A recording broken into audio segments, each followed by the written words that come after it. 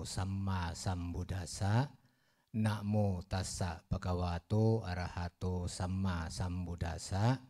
Namo tassa bhagavato arahato samma sambuddhassa. Asewana ca balanang pandita nanca sewana. Eta manggala mutamanti. Terpujilah Sambagawa yang Maha Suci yang telah mencapai penerangan sempurna, tidak bergaul dengan orang bodoh dan bergaul dengan orang bijaksana merupakan manggala, berkah utama. Bergaul di sini dalam pengertian adalah berguru. Ya. Baik, selamat pagi. Namo Buddhaya. Pada kesempatan ini kita bersama akan mendiskusikan tentang satu topik Dhamma yang sangat mendasar, yaitu kebenaran. Ya, Dhamma itu sendiri artinya kebenaran.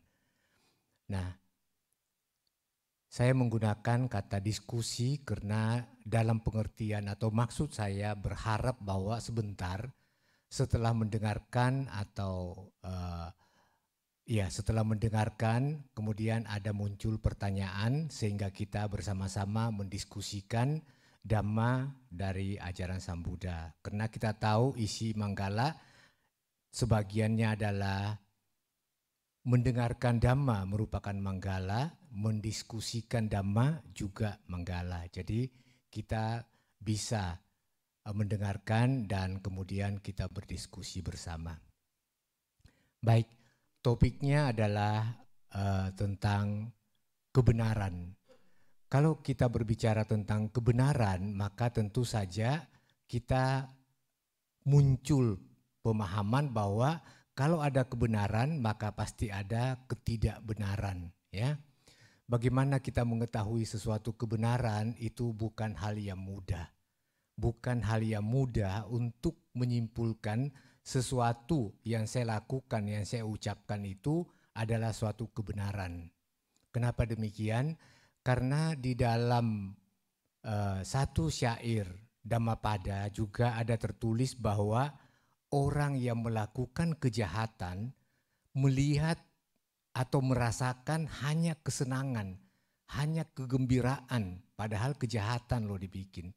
Maka orang yang melakukan kejahatan merasakan kenikmatan, merasakan kenyamanan, kesenangan sebelum buah kejahatan ini berbuah. Kapan berbuahnya? Itu satu hukum yang mengatur yang kita kenal sebagai hukum kamma. Ya. Nah, sama sebaliknya orang yang berbuat kebajikan bisa merasakan satu kekecewaan, satu penderitaan malahan selama buah dari kebajikan ini belum berbuah, ya. Jadi selama perbuatan ini belum berbuah, orang atau kita kadang atau biasa melakukan kebajikan dan merasakan justru hasilnya adalah kekecewaan, kemarahan atau perselisihan. Padahal kita sudah melakukan kebajikan. Nah, berarti kan sulit untuk menentukan bahwa yang saya pikirkan, karena kebenaran itu tidak selalu harus sesuai dengan apa yang kita lihat, apa yang kita dengar, atau apa yang kita pikirkan. Tidak selamanya sesuai dengan pemikiran kita. Kenapa demikian? Karena kita masih mempersepsikan satu kebenaran itu melalui pemikiran kita yang masih dinodai oleh ketidakbersihan hati dan pikiran kita. Jadi kadang kita mengira sesuatu ini sudah benar, ya, kita cepat menyimpulkan bahwa sesuatu ini sudah benar, padahal itu bisa tidak benar. Jadi kesimpulan sederhana bahwa sesuatu yang menghasilkan kekecewaan atau ketidakpuasan itu tidak selalu berarti tidak benar. Atau sebaliknya, sesuatu yang menghasilkan kenyamanan tidak berarti bahwa itu adalah sesuatu perbuatan yang baik atau benar. Banyak contoh yang kita bisa lihat tentang kebenaran ini. Salah satu misalnya di dalam kehidupan kita sehari-hari mungkin ya kita satu waktu pergi ke bank ya, salah satu bank, kemudian kita melihat ada di sana ada loket untuk setornya itu ada misalnya katakanlah 4 loket gitu ya. 2 atau 1 yang terbuka, 3-nya itu tertutup. Tertulis di sana tutup ya, close. Tidak menerima untuk orang mau setor uang di sana. Kita melihat bahwa pos-pos yang 3 ini yang ditutup itu ada orangnya ya, dan sementara bermain HP di situ ya, membalas chatting HP, WA atau apa semua. Kita ini buru-buru melihat bahwa ini kenapa nggak dibuka, orangnya kan ada, saya kan buru-buru ini untuk mau setor. Maka kita sebagai nasabah dengan cepat berpikir bahwa itu dilakukan hal yang tidak benar ya, malahan ini bosnya nggak ada pada main HP. Nah, kita menyimpulkan bahwa mereka bertiga itu melakukan ketidakbenaran ya. Nanti pada saat kita sebagai penyetor ini di satu waktu misalnya berubah statusnya, kita sebagai pegawai bank di sana, kita duduk di dalam, kita juga melakukan hal yang sama. Dan kita tidak pernah merasa bersalah. Kenapa? Karena kita tahu permasalahan bahwa tidak dibukanya ini bukan karena saya tidak mau melayani Anda, tetapi ada sistem di belakang saya yang tidak mendukung untuk dibuka loket ini. Ya, itu salah satu contoh yang biasa kita lihat. Banyak contoh-contoh yang kita mengira satu kebenaran, padahal itu belum tentu. Makanya Sang Buddha mengatakan bahwa cepat mengambil kesimpulan sesuatu perkara atau apa yang kita dengar. Misalnya orang berkeluh kesah kepada kita karena ada ketidakcocokan di dalam keluarganya. Datang suami berbicara tentang semua permasalahannya dengan misalnya dengan istri, ya, dengan istrinya atau dengan anaknya. Maka Sang Buddha mengatakan tidaklah bijaksana apabila kita dengan cepat menyimpulkan bahwa si suami ini yang benar atau si istri ini yang benar, ya, karena apa yang diucapkan atau apa yang dikeluhkan oleh si suami semua itu adalah yang menunjang untuk dia benar.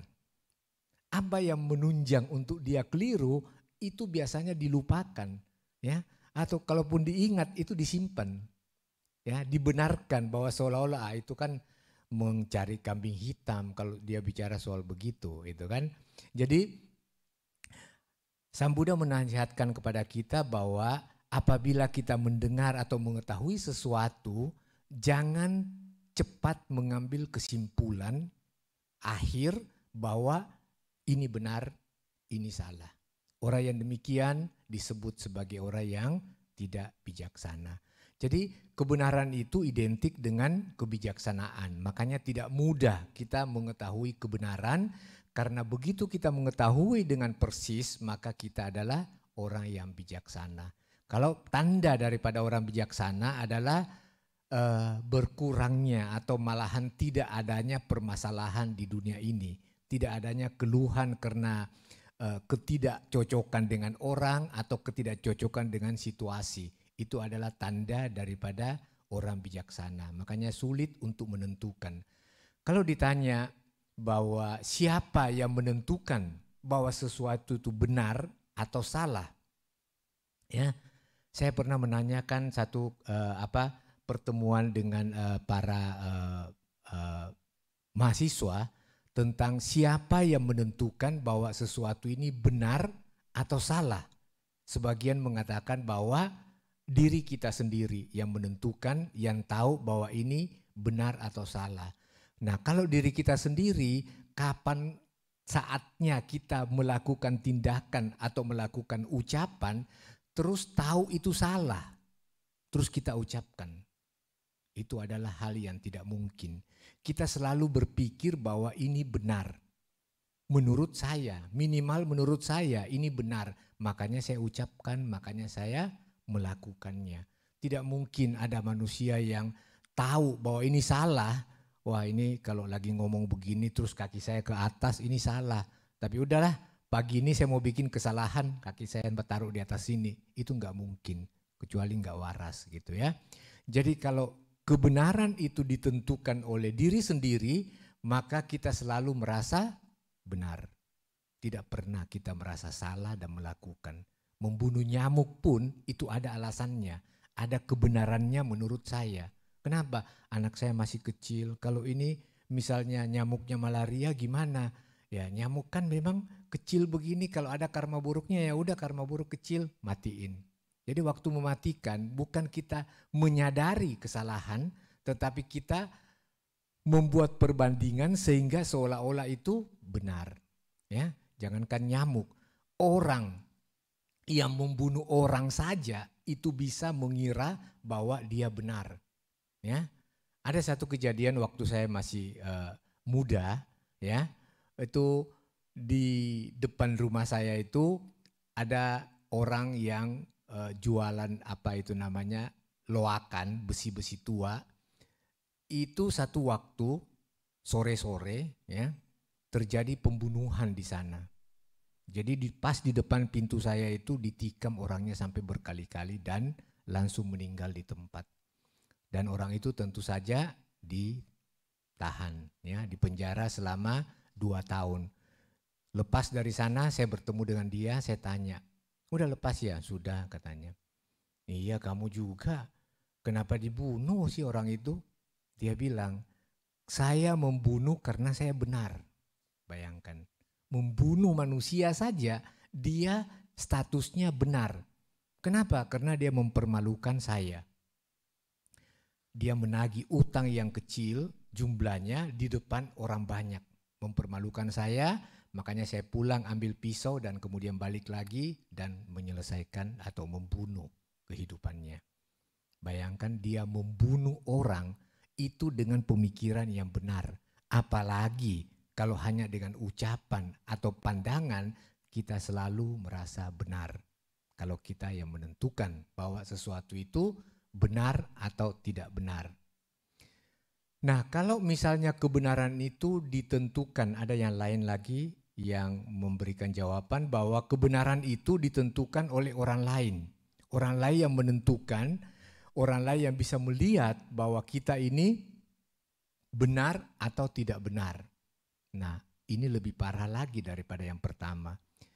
Kalau kebenaran dan ketidakbenaran itu ditentukan oleh orang luar, maka setiap tindakan kita itu selalu benar bagi yang menyukai kita, bagi yang sepaham dengan kita. Apapun itu dibenarkan. Kalau yang cocok sama kita, yang senang sama kita. Tapi setiap ucapan tindakan kita itu selalu salah bagi yang tidak senang sama kita, bagi yang tidak cocok sama kita. Nah, bagaimana dengan yang netral, yang tidak mengenal kita secara dekat? Dia akan menentukan sesuai dengan pola pikirnya, sesuai dengan persepsinya. Dia dengarkan kita bicara, oh Tio bicara begini, menurut pemikiran saya ini salah. Yang lain bilang, menurut pemikiran saya ini benar. Kalau orang lain yang menentukan, dan kita akan menjadi sangat susah untuk hidup. Kenapa? Karena tentu saja kita tidak mau menjadi orang yang tidak benar. Kita maunya menjadi orang yang benar. Nah, kalau kita berpikir bahwa kalau saya melangkah keluar ini adalah salah atau benar menurut tetangga saya, jadi susah. Aktivitas menjadi sangat terbatas. Ya, kita tidak tahu apakah ini dibenarkan atau disalahkan oleh tetangga. Ntar keluar pagi, ya sudah tahu pengangguran tiap pagi keluar. Enggak keluar, ya makanya enggak dapat kerjaan. Di rumah saja terus, kan susah. Makanya ada di dalam Dhammapada juga dikatakan bahwa celaan itu sudah ada dari dahulu, sekarang dan yang akan datang. Jadi kalau kita sudah hidup dengan standar menurut kita, ya standar kita apa misalnya ya, kita sebagai Buddhis standarnya adalah Pancasila. Nah, kalau kita sudah menjaga Pancasila ini dengan baik dan berusaha untuk lebih memperbaiki setiap hari, maka janganlah pedulikan dengan pendapat orang. Ya, mau dia sebut sebagai tidak benar, itu urusan dia. Ya, itu waktu dia habis untuk mencela-cela kita, tidak ada masalah. Mau dia bilang benar juga tidak ada masalah, terserah gitu. Kita jalan sesuai dengan apa yang kita anggap sebagai benar, dan tentu saja kita membekali diri kita dengan selalu belajar Dhamma dari ajaran Buddha. Nah, itu kebenaran tentang penilaian diri sendiri atau penilaian di luar, ya.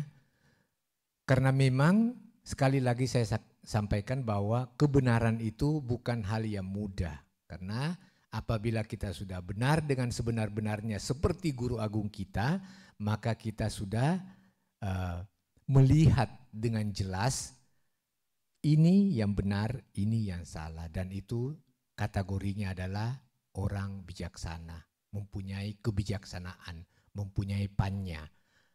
Dalam bahasa Pali. Jadi kebijaksanaan itu isinya adalah pandangannya sudah benar, pikirannya tentu mengikuti kebenaran. Itu adalah isi daripada panya atau kebijaksanaan menurut Buddha Dhamma, menurut ajaran Buddha.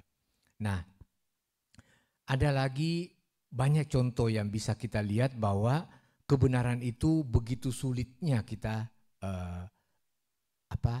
kita berada pada sesungguhnya kebenaran itu, ya. Karena kebenaran itu ada dua dikatakan, ada kebenaran konsep, kebenaran yang disetujui oleh kita bersama, ada kebenaran yang kebenaran pasti gitu, kebenaran mutlak, ya. Apa kebenaran mutlak itu? Contohnya misalnya bahwa setelah kita terlahir kita akan menuju kepada sakit, tua, dan mati. Ya, tidak mesti kita lewati semua ini. Ada yang begitu terlahir langsung meninggal, tapi ada yang setinggi-tinggi, selengkap-lengkapnya kita ada 4 hal yang mutlak ini. Bahwa begitu kita lahir, kalau batas usia kita itu adalah sampai tua, maka kita akan melewati masa sakit. Jadi lahir, tua, sakit, dan mati. Itu adalah kebenaran yang tidak bisa kita tolak, yang tidak bisa kita atasi. Bagaimana cara kita mengatasinya? Jadi ada yang pernah bertanya kepada saya, dan tentu ini adalah yang belum terlalu paham tentang ajaran Buddha. Ya, saya tidak mengatakan bahwa non-Buddhis. Jadi ada yang Buddhis tetapi tidak terlalu paham, kurang belajar, kemudian dia sudah menyimpulkan bahwa saya sudah tahu ajaran Buddha. Ya, jadi pernah saya mendapat pertanyaan seperti ini. Saya sedikit tahu tentang ajaran yang Anda ikuti, yaitu ajaran Buddha. Ya. Pada waktu dia masih sebagai pangeran, maka dia mempunyai 3 istana. Kemudian banyak kenyamanan yang dia dapatkan, tetapi dia tidak merasa satu kepuasan di sana. Dia tidak merasakan kebahagiaan. Mungkin dia merasakan kesenangan, ya, kenikmatan di sana. Tapi dia tidak menemukan kebahagiaan. Kemudian Siddhartha Gautama ini pergi mencari obat. Apa obat yang dicari? Yaitu tua, sakit, dan mati. Itu yang dicari, kemudian dia menjadi Buddha, dia dapat mengatasi semua ini. Kira-kira begitu pemahaman yang saya tahu. Betul begitu? Saya bilang betul. Nah, pertanyaannya dia bilang, apakah guru Anda ini sudah menemukan obat itu? Sudah, saya bilang. Nah, kalau sudah, pertanyaannya, apakah guru Anda mengalami ketuaan? Mengalami. Mengalami sakit pada waktu dia menjadi Buddha? Mengalami. Mati nggak dia? Mati. Berarti dia tidak temukan obat ini. Nah kalau dia tidak temukan obat ini, bagaimana Anda begitu menghormati, begitu menjunjung tinggi seseorang yang pergi meninggalkan istana mencari obat ini dan tidak menemukan? Sebab kalau dia menemukan, berarti dia awet muda. Muda terus. Ya, 35 dia menjadi Buddha dan dia sudah temukan obat itu. Berarti umur 35 dia tidak pernah lagi tua. Tidak pernah sakit fisiknya. Apalagi mati. Tapi dia kan sakit. Pernah sakit nggak fisiknya? Pernah, saya bilang. Pernah sakit perut. Pernah sakit kakinya. Nggak berarti tidak temukan. Bagaimana mungkin Anda bisa percaya? Itu. Nah, berarti di sini saya menyimpulkan bahwa apa yang belum kita tembusi dan kita yakini sebagai satu kebenaran itu adalah karena keyakinan, karena kepercayaan. Ya, jadi Jadi kebenaran menurut saya itu ada dua macam juga. Pertama, kebenaran yang kita sudah tembus, yang merupakan pengalaman hidup kita. Yang kedua adalah kebenaran karena keyakinan. Nah, semua yang belum kita alami, yang belum kita realisasi tentang ajaran Buddha soal kebenaran dan kita terima sebagai kebenaran, itu namanya kebenaran karena keyakinan, bukan karena penembusan. Ya, hukum karma itu apa yang kita tanam akan berbuah, kita nikmati sendiri. Bisa kamu lihat prosesnya ini berjalan? Bisa kamu menganalisa apa yang kamu lakukan, apa yang kamu tanam ini, kemudian dia berproses dan bertumbuh hingga muncul hasil seperti sekarang ini, itu adalah tanaman dari ini. Bisa? Belum bisa. Berarti hukum karma yang kita terima ini adalah sesuatu hukum yang kita terima sebagai kebenaran dalam bentuk keyakinan. Ya. Jadi saya juga ingin memberikan satu pendapat pribadi saya bahwa kita, ya, khususnya umat Buddha Theravada ini, sering saya mendengar istilah kita tidak diajarkan percaya membuta. Ya. Jadi kalau tidak diajarkan percaya membuta itu apa artinya? Sesuatu yang kita ambil sebagai kebenaran, tetapi ini belum menjadi pengalaman kita, bahasa dhammanya, kita belum melihat dhamma itu, maka itu adalah kepercayaan membuta. Kenapa? Karena istilah membuta di sini saya mengartikan sebagai gelap. Orang buta itu melihat sesuatu yang gelap, ya. Nah, kita juga gelap. Kita tidak melihat bagaimana proses dari suatu kebenaran yang sudah direalisasi oleh guru agung kita. Itu yang merealisasi adalah Buddha, bukan kita.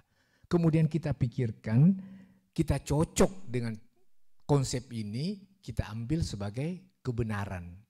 Kenapa? Karena kita yakin, kita cocok, tapi ini adalah hanya sekedar kebenaran karena kecocokan, kebenaran karena keyakinan, kebenaran karena kepercayaan masih membuta. Kalau sudah melek, saya sudah lihat. Ya, orang kampung saya dari Sulawesi Selatan, ada kampung-kampungnya yang sangat terpencil. Misalnya dia lihat di televisi, ada yang berbentuk Monas, Monumen Nasional di Jakarta, kemudian dia ditanya, ada Monas? Ada. Dari mana kamu tahu? Dari TV, itu kan cuma gambar. Wih, pasti benar, dari mana pastinya? Anda belum pernah ke sana. Anda belum pernah naik di atasnya. Bagaimana Anda pastikan bahwa sesuatu itu ada? Itu. Ada lagi yang hanya diceritakan. Kenapa kamu percaya? Karena yang cerita papa saya. Mana mungkin papa saya mau berbohong kepada saya? Tapi dia tidak mengalami. Semua itu disebut kebenaran karena keyakinan. Kita yakin bahwa papa saya tidak mungkin mau membohongi saya hanya soal gambar Monas ini misalnya. Ya, kita juga begitu, tidaklah mungkin seorang Sama Sambuddha yang sudah tercerahkan sepenuhnya itu mau berbohong menyampaikan, apa untungnya itu. Tapi tetap kita belum merealisasi kebenaran itu, disebut sebagai kebenaran atas dasar keyakinan. Ya, semua orang, semua agama juga percaya karena keyakinan, itu dasar utamanya. Kemudian melangkah untuk merealisasi, untuk mengalami hal itu. Tetapi itu bukan hal yang mudah. Ya, untuk merealisasi satu kebenaran misalnya tentang karma, itu hasilnya adalah kegilaan, kata Sama Sambuddha. Jadi nggak usah direalisasi, kita terima saja sebagai kebenaran atas dasar keyakinan. Ngapain Sambuddha mau bohong? Ya, kalau sedikit-sedikit orang Theravada suka menyebutnya sebagai ehipassiko. Kita harus datang dan membuktikan. Ya, kalau mau berdana kue tiaw 1 mangkok kepada biku, ngapain mesti ehipassiko? Ya, kita baca, kemudian Sambuddha mengatakan ini sesuatu yang baik yang akan membawa banyak manfaat untuk Anda. Berikanlah. Ya, ngapain mesti ribut-ribut ehipassiko, ya. Ehipassiko di sini sebenarnya maksudnya adalah untuk pencapaian kebersihan batin. Itu yang harus kita ulang-ulang di dalam meditasi sehingga kita mempunyai keyakinan bahwa ya betul. Ya, karena orang yang bermeditasi dalam satu level yang sangat tinggi akan menemukan satu fenomena yang tidak umum. Dan biasanya kalau kita salah di dalam menangkap fenomena ini, kita mengartikan sebagai saya sudah memasuki lingkup pemenang arus. Nah, ini yang diperlukan adalah ehipassiko. Untuk dibuktikan terus, dianalisa terus batin kita, apakah ini sudah sampai di sana atau belum. Apalagi seorang biku untuk bisa memastikan bahwa dia sudah sampai, ini sangat berisiko. Gitu. Jadi kalau kita harus menggunakan istilah ehipassiko ini, maka gunakanlah hanya untuk hal-hal yang sangat dalam, yang sangat halus. Untuk hal-hal yang umum-umum begitu kita terima karena itu disabdakan oleh Sama Sambuddha. Kita sering menyebut Namo Tassa Bhagavato, seorang yang sudah mencapai penerangan sempurna. Semua kata-kata dan tindak tanduknya tidak ada yang salah. Sudah menembus? Belum. Tapi itulah cara untuk memunculkan sada.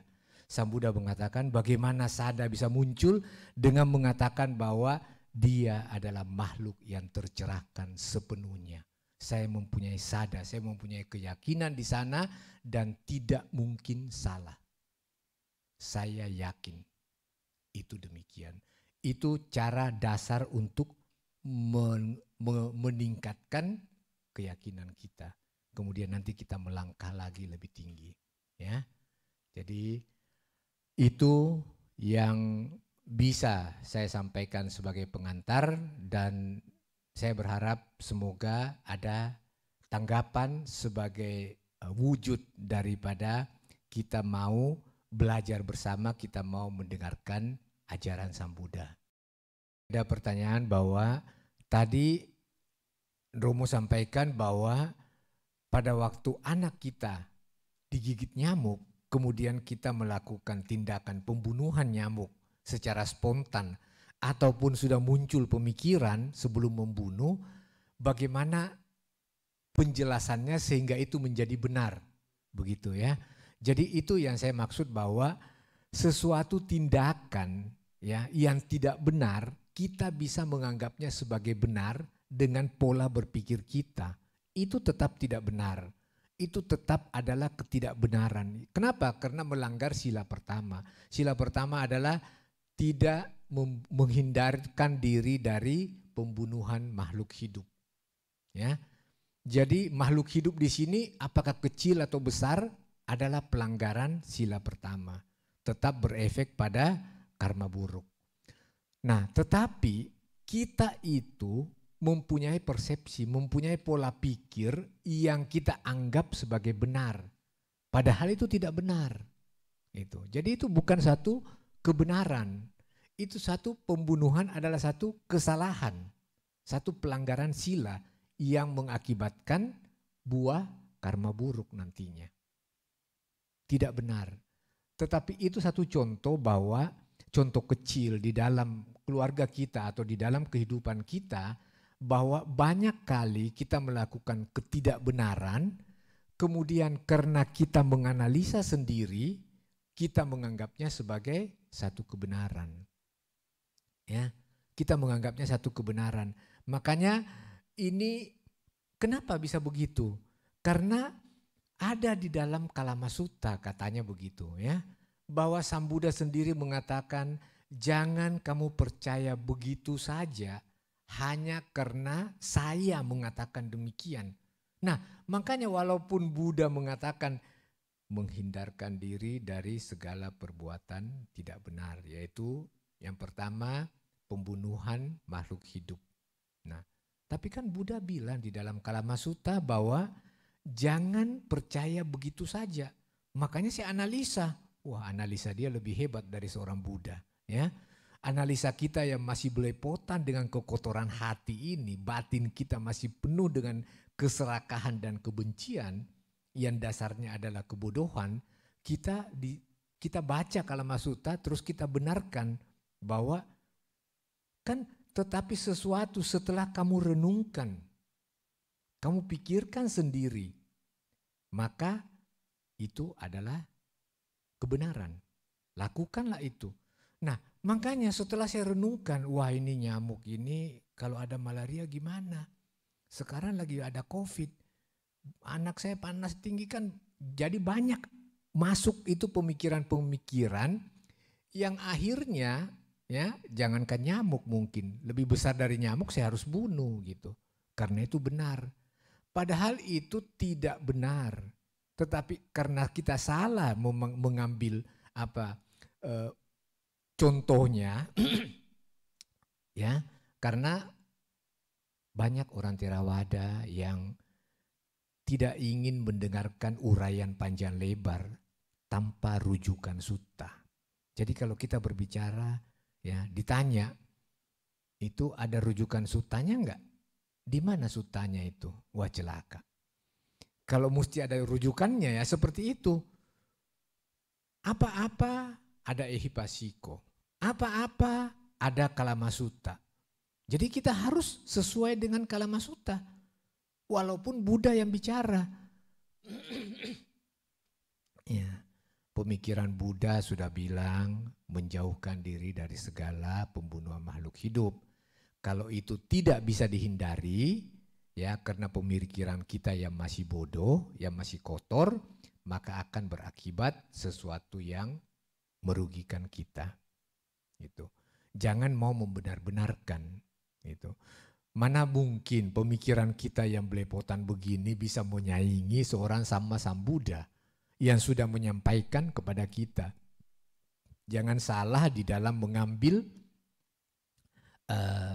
contoh-contoh atau rekomendasi dari sutta tentang Ehipasiko, tentang Kalamasuta, tentang apalagi ya banyak sekali yang kita salah di dalam menganggap atau mempersepsikan sebutan-sebutan itu sehingga Sang Buddha mengatakan bahwa kalau kita salah di dalam mengambil sutta atau khotbah Sang Buddha itu, maka ibarat kita memegang buntut ular, dia akan berbalik dan mencelakai kita.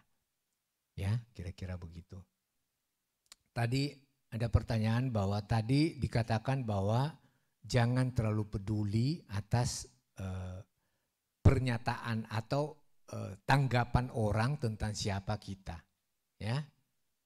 Karena itu akan menyulitkan kita di dalam bertindak.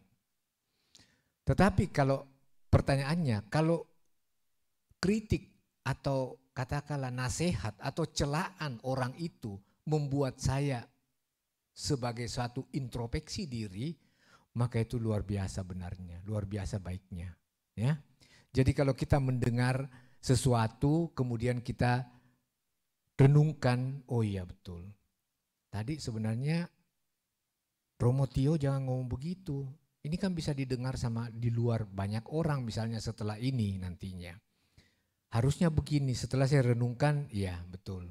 Ini menjadi bahan untuk saya untuk memperbaiki. Nah, itu idealnya begitu, ya.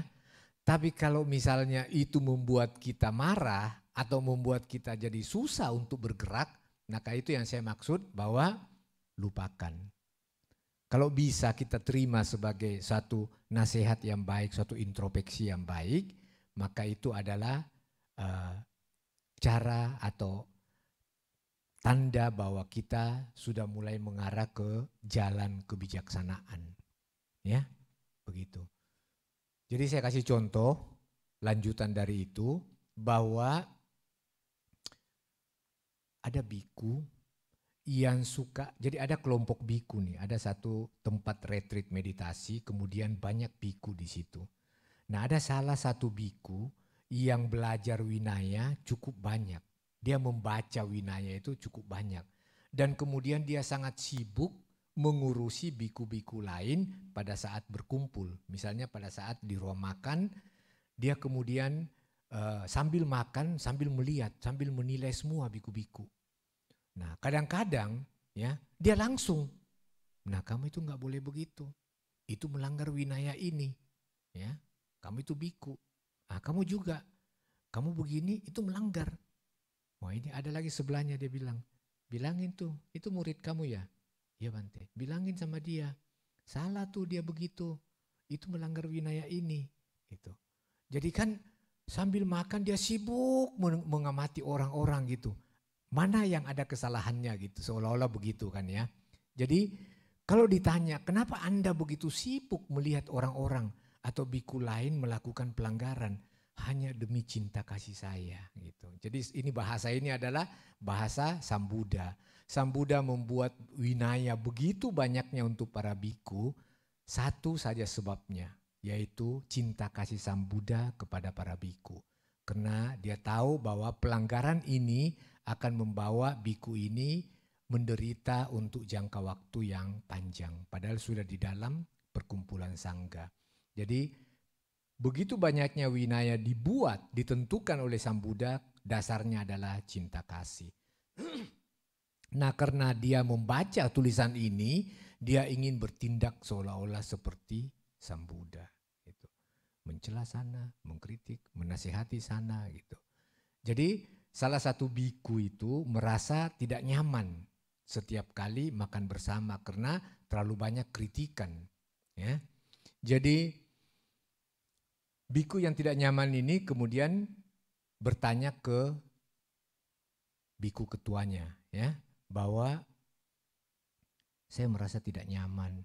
Kenapa orang makin belajar Winaya, ya, makin banyak kritikannya. Bagaimana menjelaskan itu? Saya Dao gitu ya. Jadi saya Dao itu artinya guru meditasi ya. Maka guru ini menyampaikan bahwa dia itu bukan orang yang pintar di dalam Winaya. Kok begitu? Tapi dia banyak tahu. Iya. Kamu tahu bahwa di dalam Winaya itu sendiri tertulis bahwa siapa yang mengkritik pelanggaran biku yang kecil yang bisa diselesaikan dengan satu kali pernyataan kesalahan, maka dia melanggar perbuatan kecil itu juga. Jadi dia sambil menasehati orang, dia melakukan pelanggaran juga. Berarti dia belum paham gitu. Ya. Jadi itu mungkin yang saya sampaikan bahwa kita harus pernyataannya tadi bahwa bagi saya itu adalah masukan untuk saya introspeksi diri adalah hal yang baik. Romo, ini ada satu pertanyaan dari Miguel Avel. Namo Buddhaya Romo, suatu kebenaran sering kita dengar sebuah perumpamaan, biarlah waktu yang berbicara. Bagaimana menurut Romo? Iya. Jadi ada juga karena pusing bagaimana ini, apakah ini benar atau tidak benar, maka terus kita ambil perumpamaan itu bahwa ya sudah kebenaran itu biarlah waktu yang menentukan itu ya. Jadi kalau misalnya ada ketidakcocokan di dalam organisasi atau di dalam rumah tangga, semuanya merasa benar, ya. Jadi masalah itu muncul karena dua pihak, misalnya suami dan istri ada masalah. Kenapa disebut masalah? Karena dua-duanya menganggap dia benar, padahal dua-duanya ini beda. Jadi satu bilang kiri yang benar, satu bilang kanan yang benar, mana bisa ketemu gitu. Nah, kemudian tapi yang mana yang benar? Yang ke kiri apa ke kanan? Terus suaminya bilang, biarlah waktu yang menentukan gitu. Berarti kan selesai gitu. Nah, masalahnya sekarang kadang-kadang perumpamaan-perumpamaan ini atau peribahasa ini itu dilakukannya itu agak sulit. Artinya begini, ada hal yang membuat satu munculnya permasalahan. Kemudian hal ini kan kita harus selesaikan gitu. Harus diselesaikan.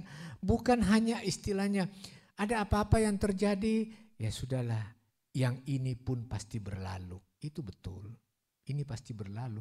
Tapi kan tidak berlalu, kita yang menentukan. Sore nanti pasti dia berlalu, belum tentu. Besok berlalu, belum tentu. Bisa nggak berlalu-berlalu seminggu. Nah, terus kalau ada pernyataan bahwa biarlah waktu yang menentukan atau apa ini pun akan berlalu, tapi sebelum berlalu bagaimana gitu. Ini yang perlu untuk diselesaikan. Jadi satu itu pernyataan bahwa biarlah waktu yang menentukan itu bagus. Artinya kita tidak sampai berdebat lagi gitu kan. Jadi ya sudah, kalau kamu bilang saya salah ya sudah salah gitu. Biarlah waktu yang menentukan. Kalau tidak ada hal yang harus diambil keputusan, harus diambil tindakan bagaimana gitu. Tapi kalau ada, nah ini harus pandai-pandai kita untuk menyelesaikan ke arah yang tengah ya. Jadi kita mundur sedikit, yang lawan kita juga bisa mundur sedikit sehingga kita bisa berjalan agak di tengah gitu. Kira-kira begitu pertanyaan yang tadi.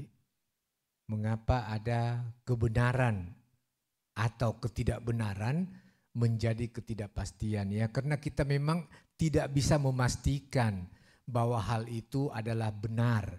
Kenapa tidak bisa memastikan? Karena kita masih tertutupi oleh kebodohan. Jadi kita tidak bisa memastikan bahwa hal ini adalah hal yang pasti benar atau pasti tidak benar ya.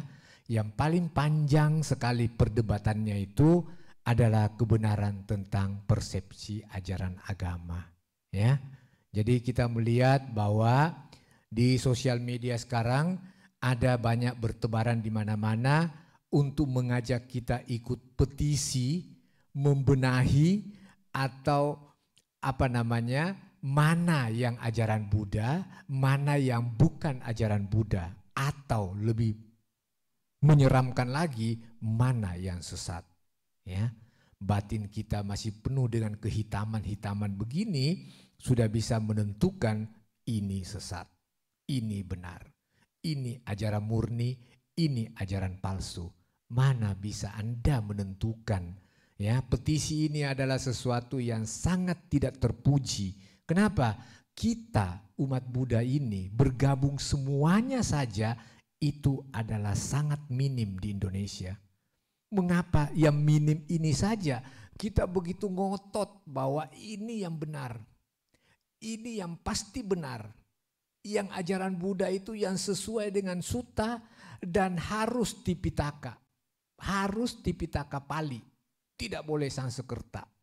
Ya, ada yang sampai berkasus ke pengadilan apa semua hanya karena mengatakan bahwa yang Pali saja yang benar, Sanskerta tidak benar, ini sesat. Wah, celaka. Panjang ceritanya ya sampai ke pengadilan ya. Apa tidak sangat memalukan ini? Pertanyaan sederhana saya, apakah Anda sudah seorang pemenang arus?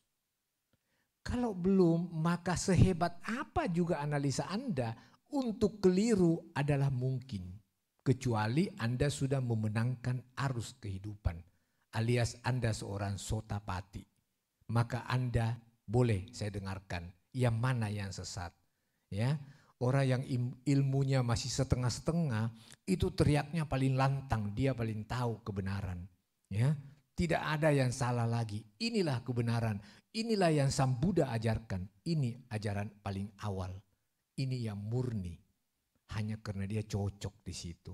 Ya, kita atau saya pernah membaca tulisan Ajahn Chah, Lumpo Chah, bahwa apabila Anda berlatih, bukan membaca, bukan membaca buku, tetapi membaca hati, berlatih di tengah hutan, maka Anda bisa melihat bahwa apa yang tercatat di sutta itu terbalik dengan apa yang Anda latih, apa yang Anda alami.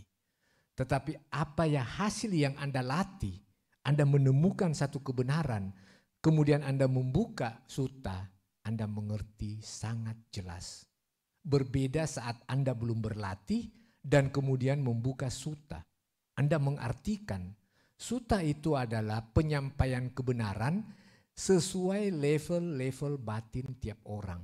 Sang Buddha menyampaikan sutta itu kepada setiap orang berbeda-beda. Ya, ada yang sangat suka kepada hal-hal duniawi, maka Sang Buddha mengatakan, nenek ini semoga dalam kehidupan Anda menemukan banyak rezeki, banyak materi berlimpahan bersama dengan kehidupan Anda. Dia tidak mengatakan bahwa materi itu adalah kemelekatan, sesuatu yang menyakitkan.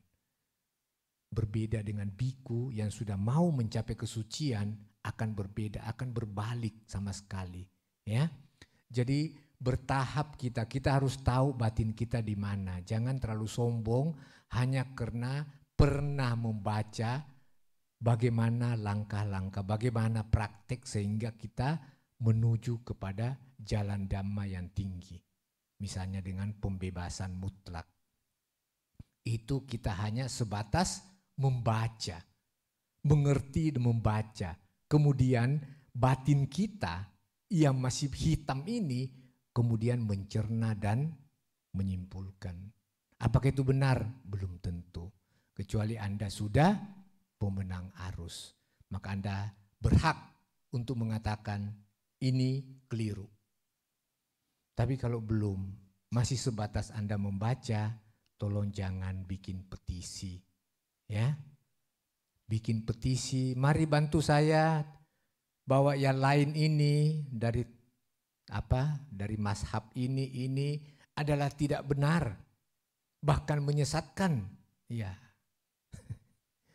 dari mana Anda tahu itu menyesatkan? Ya, ajaran para Buddha menghindari semua bentuk kejahatan, menambah kebajikan, menyucikan hati. Kalau ada ajaran yang mengajarkan mari kita membunuh dia, mari kita merusak fasilitas umum negara, itu adalah bukan ajaran Buddha, bukan ajaran kebenaran. Tetapi kalau masalah bagaimana orang berjongkok, menyembah, bagaimana orang cara makan, itu kamu anggap sebagai ini yang paling benar karena kamu cocok, maka kalau mau berbicara kesesatan, maka yang pertama sesat adalah Anda yang membuat petisi-petisi. Ya, jadi memang siapa tadi Fung Ye bahwa Fung Li bahwa memang tidak mudah untuk menentukan, ada ketidakpastian, betul sekali. Kenapa? Karena kita ada di tahap belajar, kita belum finish. Kalau finish yang biasa Buddha-Buddha atau biku-biku yang sudah mencapai menyebutnya sebagai sudah tidak ada yang perlu ditambahkan. Saya sudah selesai dengan diri saya. Itu sudah melihat kebenaran dan biasanya dia menggunakan bahasa itu bukan untuk berdebat, hanya untuk menyampaikan sesuatu demi kedamaian, demi kebaikan banyak makhluk. Ya. Sudah tidak ada ya? Baik, kalau begitu saya mengakhiri dengan saya kembali menyampaikan bahwa tidaklah mudah untuk menyimpulkan sesuatu bahwa ini benar, ini tidak benar. Biarlah kita anggap bahwa sesuai dengan pemahaman saya, tingkat spiritual saya, maka saya menganggap ini benar. ya, dan saya menghindari ini. Anda berbeda pandangan, berbeda praktek, itu urusan Anda. Ya, saya tetap menjalani ini karena untuk batas pengetahuan saya sampai saat ini, saya meyakini ini yang benar. Karena 90% kebenaran yang kita anggap sebagai kebenaran adalah kebenaran yang berdasarkan keyakinan, kepercayaan, bukan penembusan. Sedikit hal yang kita tahu bahwa ini sungguh benar karena kita sudah mengalami berkali-kali. Nah, semoga ada manfaat kita bersama pada kesempatan ini dan semoga semua berbahagia. Sabe Sata Bawantu Sukitata.